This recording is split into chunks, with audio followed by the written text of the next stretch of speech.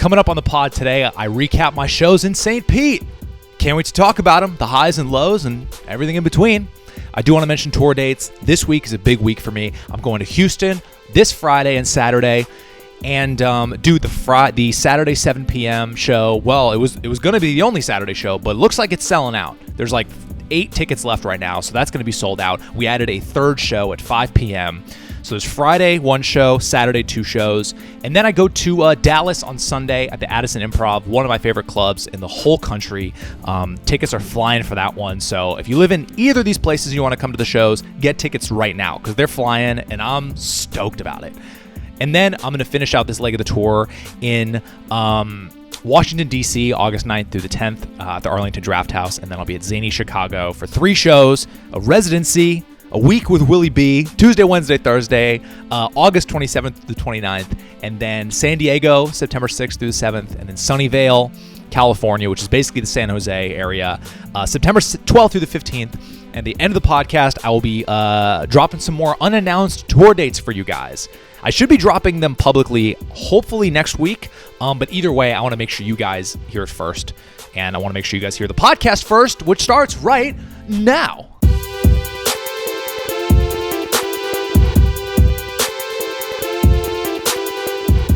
Hello. You guessed it. I'm not in my normal place. If you're listening to the podcast, you will notice nothing different. If you're watching, where the hell am I? I'm not in Florida anymore. Somehow narrowly escaped. Right now, I'm actually in Kaylee's lovely apartment. They are... Basically, what happened is, so she's a therapist. I'm sure most of you guys know that, and she does some of her days. She does virtual sessions. She does them at home, and today they're doing construction at her apartment. And she was like, "I may need to use your place, and if she's there, I can't be there because she's doing therapy sessions. So I can't be in the background like, oh man, that's pretty crazy. Wow, that person's really bummed, huh? Like, I gotta go. So I'm here." And there's allegedly a bunch of construction, and there is no construction right now. So it's very quiet, and that's the scoop. That's why I'm here. I put some nice decorations up. I have a nice little plant here, and a beautiful picture of Snail that we have by the bed at her place. So I wanted to bring that here. And Oso's here as well. Oso's actually in the flesh. He's sitting at my feet. Let's cut to the Oso cam right now. Yep, giving him some nice pets with my feet, and he's just sleeping, being a good boy. Hope you're doing well, and I'm feeling good, dude. I got to be honest, last week when I did the pod, man, I was in the trenches, dude. I was going through it. It was just one of those moments in life where I couldn't breathe. I feel like I was just underwater for a week straight, and, whenever you leave to go on the road, it's like you have to finish so many more things, and everything escalates, and I had so many life things I needed to do. It was just really intense, and so it was one of those podcasts where I was just like, dude, I don't know how I'm going to get this done, but I did. And, I would just like to keep it real with you guys about how I'm feeling, how I'm doing. And, but right now I feel fantastic. Everything feels, I'm like ahead of all the work I need to do. Ticket sales are good. I've been getting all these amazing offers in for tour dates, and it's, clips are going well online. Shout out to the algorithm being in your boy's favor. And it's just one of those times where everything's going really well, which I don't know if you guys ever feel this way, but sometimes that makes me feel anxious because I'm almost like waiting for something to happen, waiting for something to go wrong. It's like, all right, everything feels perfect. When is this going to stop? Like, why can't we as humans just accept when things are fantastic? I don't know. But I'm trying to just enjoy it. And I also went up at Flappers last night with this new material I've been chipping away at, and it's just really coming together, and it's so exciting, man. I can't wait to put some of this, some of my older jokes on a special and sub in these new ones for you guys to see on the road. It's just it's fun. It's like, dude, I'm hitting 10 years, and it's like I feel it, man. I'm just getting better. My jokes are just better. It's awesome. And yeah, dude. So I did the St. Petersburg, Tampa area over the weekend. We do a little recap tour. Recap pod. Dude, the humidity tour continues. I've literally just been bouncing back and forth between Florida and Texas. Literally. I was in Austin, back home. Boom. We go to Panama City, Florida. Back home. Boom. We go back to Florida, St. Pete. Boom. We go home. Boom. Back out to Texas. Sweating. Hot, hot, hot. Humidity. Ow. I swear to God, LA is the only place that has like good weather at this point. Shout out to climate change. Yeah, dude. It's so funny because I did Tampa's a pretty big market for me. You know, I know I have a lot of fans in Tampa, and I've yet to do like an actual Tampa comedy club. It's so funny. The first time I did Tampa, I went to this place called Wesley Chapel, which is like, I don't know, 40 minutes north of Tampa, and that was where the clip of me and talking to all the old people. And I know I talked about it on the pod. It was basically, the venue was literally in a movie theater. It was like Oppenheimer, Barbie, Will Burkart, another movie I can't name right now, Dune, or whatever. And so now this place, I was at this place called Coastal Creative. It was essentially like an independently run venue that does all sorts of stuff, and they are doing a lot of comedy shows, and they're fairly new. And it was just funny because I've just yet to do just like the Tampa Funny Bone. It's like, nope, I'm going to be in everywhere except it. It's as if I'm trying to avoid doing comedy clubs. But it was a cool offer, man, because it was a 1 Friday, 1 Saturday. The deal was really good. And, you know, I really trust my agent, and she was like, these guys are doing some really cool things. I think it's going to be great. And I was like, let's do it. So I was really stoked. Always, especially to have a weekend shows. It's just so much easier to sell tickets, you know? And we had, 2 shows a night, which I'm not used to. Panama City, we did two each night. So it was nice being like Friday 7 p.m., Saturday 7 p.m., and, when you're done, you're just done. And which is good when the show's good, but it's not good when the show's bad, because then you're like, you just have to sit with that bad taste in your mouth all night. When I went to the airport, easy flight path, LA to Tampa direct. Dude, I was going up the escalator, and who do I see above me is none other than Bobby Lee, who I've opened for before, who I consider I don't know if I'd consider him a friend. He's more than an acquaintance, because I've spent significant amount of time with him. So I'd say I call him a friend. If I ever talk to him in a public space, I'm going to ask him, are we friends? And he's going to get weird about it. But I saw him, and I was a little bit tired. I was a little bit rushed, and I saw him in the distance, and it was one of those things where it was like, it wasn't close enough to me like tap him on the shoulder and be like, hey, but it was like just far enough for I'd have to be like, Bobby, one of those things. And I just didn't do that. I don't know if it was out of laziness. I just couldn't get myself to do the like, hey, like, because I'm also not like thirsty. I don't need to like, hey, dude, what's up? Remember me? Dude, let's take a selfie together. Fuck, I'll post about it on Instagram. Look who I ran into. It's like, I don't know, man. That's just my friend up there. He's doing his thing. I'm doing my thing. It's all good. So I walk in walk past. We go our separate ways in security, and I'm getting a water in at the little checkout, at the little Hudson News place. I'm always keeping it hydrated. It's Beverage Gang, and I'm leaving, kind of a little bit rushed, and I ran into a guy. I was like, oh, excuse me. I look up. There's Bobby. Like, literally physically ran into him, and he didn't even know it was me. And I like tapped him. I was like, hey, and he looks at me, and he kind of smiles. Or I don't even think he smiles. He literally just smacks me on the shoulder and just keeps walking. Like, he literally goes, hey, and then just keeps walking. And I was like, yeah, dude, that's Bobby. It was nice to see him. I texted him after. We had a nice little conversation. So, dude, I wore shorts on the plane for the first time in maybe a year. It's hot everywhere, so I wore shorts, and it was really nice. Really nice. I felt like I was comfy. There was a lot of air. If I had some sort of penis and ball situation, I could adjust it easily. Sorry, Mom, if you're watching the podcast. But dude, I had some real adversity with the shorts decision. Dude, I went to the bathroom, and I opened the lid of the toilet seat, and liquid just splashed on my knee. Projectile wetness from an airplane toilet seat onto my knee. And you guys know me. Do you think I handled that well? Do you think I was stoked? Do you think I was like, whatever? No, dude. I spent the next 5 minutes putting soap and water on my knee with my leg up in the fucking thing, turbulence, bumping around, cleaning my knee off. I don't know what would have been worse, pants because it would dry and soak into the pants, or Oso just turned and looked at me. He was like, bro, can you keep it down? I don't know if it's like dries and soaks on my pants or gets on my actual skin, but I can clean off the skin. The pants, it's like, oh, those are tarnished. I don't know what's better or worse. Worse? I meant worst.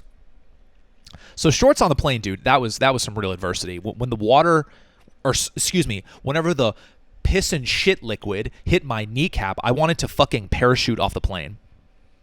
I said, where are we? Oklahoma? Perfect. I'll get off here. Ugh. Brutal. So we flew in a day early. We get there Friday. Didn't do much exploring on Friday. It was I had a lot of work I need to do. I spent a lot of time on the road, like getting ahead of all the editing I have to do, because there's not much to do if you're just in a hotel room or an Airbnb. I just got ahead of a lot of work I needed to do, and I didn't do much exploring, which is not a good idea, because every time I go on stage, I like to have something local to say, some sort of riff about the city, some sort of observation about the people. And I realized that when it came to the show, I had like nothing, because I didn't do anything. I didn't see anything. I went to a coffee shop and then went back to the Airbnb. So it was a good reminder to be like, damn, dude, I got to get out and explore a little bit. What was nice is that, dude, Kaylee's originally from St. Pete. How about that? She couldn't come out to the shows because of her work schedule, but she was basically our concierge the whole time. It was awesome. She was just like, go here, go here, go here, and every recommendation she had was fire. Like every place she recommended, I was like, yep, this is fucking awesome. So we get to the venue, and it's not. I want to just kind of share my initial thoughts. It's basically just a warehouse. It's a giant warehouse that they've transformed into two different event spaces. There's one space that holds up to like 400 people if you pack it in. There's like a little balcony area, and then there's another room that seats, I want to say like maybe 120. And I was in the bigger room. What up? And another comic was in the smaller room. So they were doing two shows at once. And it was kind of like how if you've ever been to maybe like the Hollywood Improv, or there's other comedy clubs that have this maybe in your town, but they have like a main room and then like a lab, right? Like a big room, small room thing. So it was very similar to how actually other comedy clubs are. But I will say the initial thought, I was like, oh wow, this is a really big space, very high ceilings. And for those of you who don't know, and I've talked about it before, for really good shows and comedy clubs, you need low ceilings. You need low ceilings packed in, because you want to feel the laughs stay in the room. You don't want the laughs to dissipate through the height of the room, right? That kind of just the laughter just disappears. But I wasn't really worried about it, because I really thought the space was dope. It was a really cool setup. Everyone who was running the place had like headsets. It felt very legit, and I trusted the space and I trusted the people. They've been doing shows there for a while. So Friday, again, we did the two shows, one Friday, one Saturday. The Friday show, I sold about 70 tickets of my fans, and they had a Don't Tell comedy show, which was apparently canceled. So the manager of the club said they're going to put all those people into my show, which is another like 50 people. So the show was packed. Even though the space can hold like 400, I think the sellable cap for me was 150. If I sold 150 tickets, that was considered a sellout. And so now we have about 120 people in there. And so from afar, you're like, this show's packed. But I didn't exactly know how many were my fans and the Don't Tell fans. The numbers I just gave you, those are things that were communicated to me after the fact. So all I saw was like, bro, this show's packed. Let's go. And overall, it was a pretty good show. And that's really how I felt about it. It was a pretty good show. The way the chairs were, they were a little bit far away from the stage, so sometimes you get the front row that you're like right with the people, but this one there was almost like they could have added a row. It was almost like they took out a front row, so I felt a little bit disconnected from the people in the front, and so that felt a little strange. But like the vibe up top was great. Like the first jokes I did, they were hitting really hard, and the people seemed really cool and excited, and I just liked how the crowd felt. It was a good vibe of people. No one interrupted. No one yelled shit out. No one was talking. Everyone was attentive. It was a really, really good comedy audience. And it was interesting. The set was really good for me because I realized there was a few moments where in the older jokes that I'm going to put on this special that I'm going to do, sometimes you get really used to doing jokes a certain way, and you've been doing them for so long it becomes muscle memory, and you don't really think about adding things or tweaking things because to you you're almost just like, yep, this is the joke. And there's a couple moments where I'm just like, here's the joke, and it does like okay. And I had this moment where I was like, yo, I gotta like attack that again. I gotta adjust that again. And so what was nice actually was randomly when I was falling asleep Friday night, I had like 2 light bulb moments of these jokes, and I put these lines in, and it like was perfect the next night.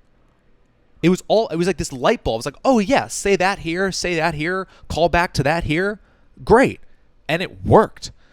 And it was such a lesson in remembering that I was like, yo, these jokes are never done. Like, this isn't a script. This isn't a screenplay. I'm not doing a fucking Neil Simon play. Like, this is just my opinions on stuff. So there's not like I have to follow this script.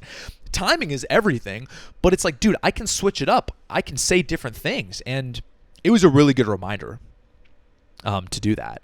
And so we did the show Friday, and again, I was kind of like, I'd give it like a 7 or 8 out of 10. I wasn't sure if I got any good crowd work clips from it. I did my best. Good meet and greet, great group of people. To me, it was considered like a really good warm-up for Saturday night. I was like, yeah, that was a solid night. And I knew that I sold a lot more tickets the next night, so I was like, dude, Saturday night is going to rip. Once we hit Saturday, during the day, I actually went out and explored, which was a really good idea. We went to this really nice coffee shop called Bandit Coffee in St. Pete, and really got a vibe of the people. And I was with my buddy Anthony Sturriddy. We both agreed that we really liked St. Pete. We were like, yeah, this place is cool. It doesn't feel like you're in Florida. There's some parts of Florida that you're like, oh yeah, I'm in Florida. But this was like, oh, I could be in Austin right now. And the people were very cool. They felt very Portland-like. Not everyone, but people had like interesting beards and purple hair and little tattoos and wearing different garments and overalls. And it was just, felt very like cool. So it was nice to at least have some frame of reference for when I like got to the shows and I can actually talk about it on stage. And I got the ticket counts of where we were at, and dude, we were at like 130 tickets sold, and those are all my fans. So now I'm extra excited because I knew what last night felt like with a room half my fans, half just regular show people. So I was like, dude, you give me double my fans in the room, like this shit's gonna bang. And we get to the show, or get to the venue Saturday, and funny enough, so I'm doing the 7 p.m. show. Who's doing the late show is Mickey Avalon. Do you guys know who that dude is? He was an artist that was, I think, really popping during like the early 2000s. He had that song called My Dick. My dick is bigger than a thing. My dick is than a thing. Yo, dick. As I point to Oso, he's like, hey, bro, what? What about my... Bro, Oso's not to be sketchy, but Oso's packing. Just want to put that out there. My boy's swanging, if you know what I'm saying. He doesn't even know I'm talking about him right now. Anyway, so it's funny to walk in while Mickey Avalon is doing a sound check, and I'm like, this is a hilarious life I'm living. Some people have no idea who I'm talking about. Some people know exactly who I'm talking about. I talked to him a little bit. He was super nice. Super nice guy. And so, again, I was really excited for the show, and boy, did my expectations get the best of me. Man, it was just not a show that I loved. The audience was tough.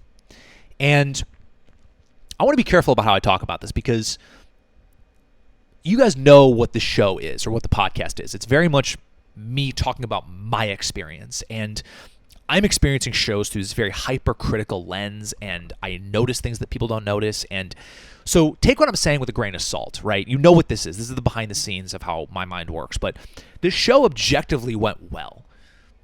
I got a lot of laughs. People were super complimentary after. The vibes were all good.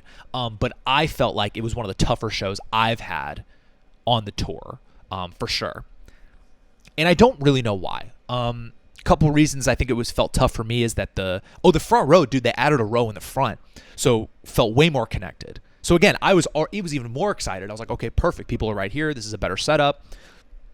And dude, the front row was just a little bit problematic. There was this guy and a girl in the front row who, after everything I said, they would like turn to each other and say stuff, not to an audible level, but it was really distracting.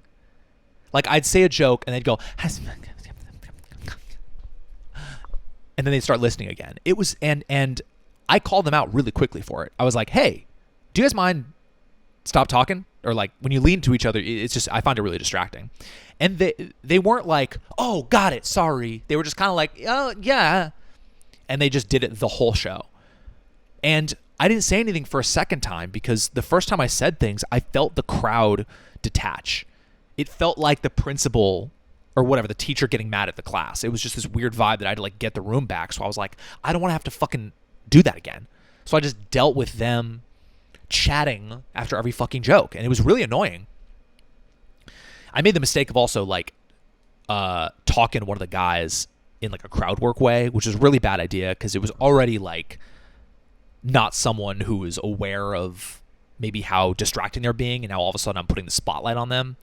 That was just a mistake that I made that I'm going to learn from. And I know not to do that, but it was just, dude, I was kind of like, I don't know what I wasn't fumbling up there, but I was just off, you know? And just here's another how the vibe of how the front row was. There was two other people in the front row that I made a joke of kind of being like, oh, this isn't Tampa, right? This is St. Pete. And everyone was like, no, not Tampa.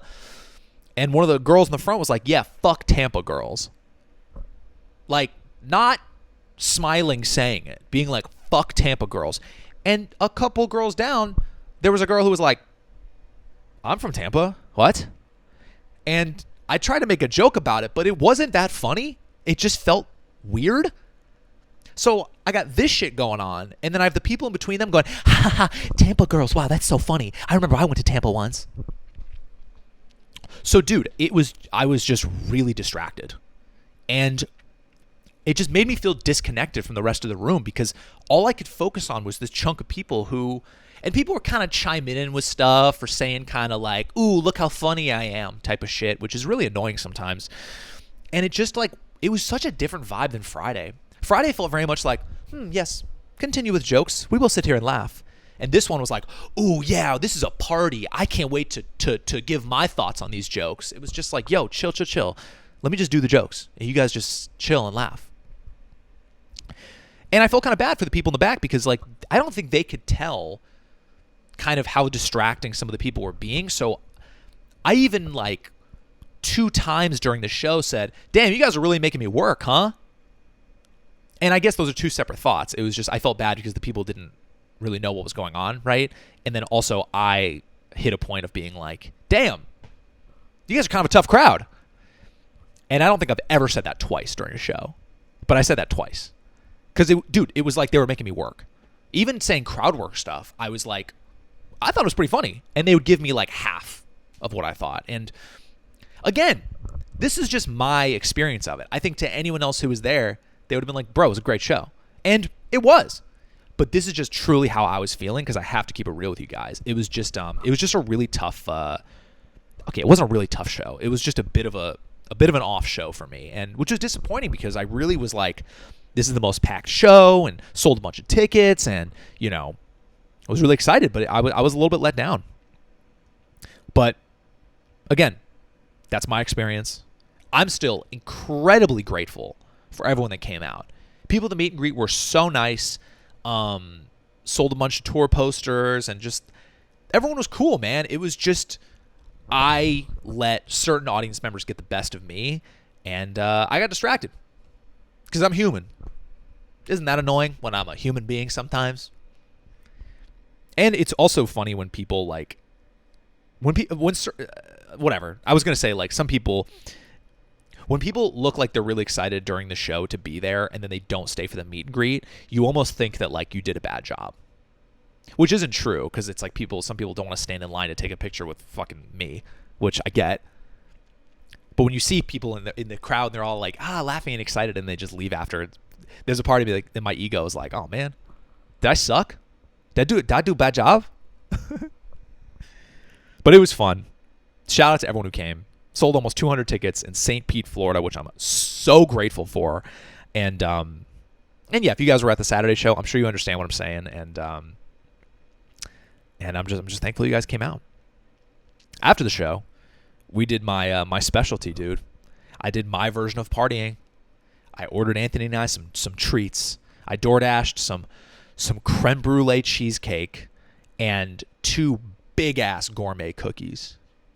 And me and Anthony got a little stoned, and we crushed the desserts. Because bro, give me that over let's go to the St. Pete hangout bar and have drinks and spend more money and feel shittier. It's like, huh? Did I feel a little nauseous after eating all these treats? Yeah. I probably would have felt more nauseous if I had 3 whiskeys that night. We ran it up. And then Delta decided to light on fire. How about that story, huh? Anyone else get affected by that? Bro, my flight was canceled quick. They were like, I was flying out Monday night, which sucked, dude. With these East Coast trips, it's you got to leave at 7 a.m. or 7 p.m. There is nothing in between unless I want to pay $8,000. So I took the 7 p.m. one, and they were like, oh, that's canceled for sure. Dude, Delta canceled something like, I think it was like 6,000 flights. That may be wrong, but it was wild. I wish I could find the actual. Wow, Delta could take $500 million profit hit after the outage. Dude, that's crazy. So I was stranded. I was stranded in Florida, and you know, I made the best of it. I found a really nice Marriott for like $100. Near the airport. I extended my my rental car. Cost me $30, so I spent $130 to be stranded. And honestly, man, it was a really nice night. I went to Whole Foods, got some food, chilled in the hotel, did some editing. It was like, yeah, that was fine. And you know, like now's the time for this stuff to happen before I have like a family and stuff that I have to get back to. You know, I was obviously I wanted to get back to Kaylee ASAP because I've been traveling so much, but there also wasn't the sense of pressure to like, I gotta get home now, you know, as if I'm in like Home Alone, like Kevin's at home, we need to get home now. I was just like, yeah, I'll get home as soon as I possibly can. But for right now, I'm gonna get cozy in this Marriott. But it got a little stressful the next day because, dude, hotel flights were still getting canceled. And then I was like, all right, I'm not fucking around anymore. I need to leave today, please. Like, I was really worried about that, my flight getting canceled, and I have to come back Tuesday at 7 p.m. But sure enough, dude, luck of the draw, my flight was on time, and we left, and I got home Monday night. And it was, bro, you should have seen the board at Delta. It was like, canceled, delayed, on time, delay, cancel, on time. Bro, there's like 3 on-time flights, and mine was one of them. Just luck of the draw. I was so happy to sit on my butt for 5 hours and fly home. Ugh. So happy to make it home. That was brutal, man. Sometimes I want to live in Texas just so I can have a 2-hour flight everywhere. But I'm home. I feel great. The vibes are good, man. I don't know. The vibes are just really good right now, and I want to give you guys some unannounced dates before I go.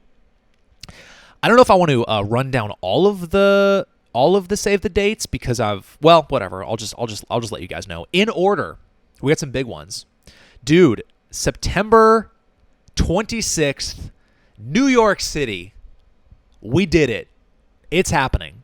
September 26th, Thursday night, New York City, and then September 27th, the next night, I will be in Stamford, Connecticut, at New York Comedy Club.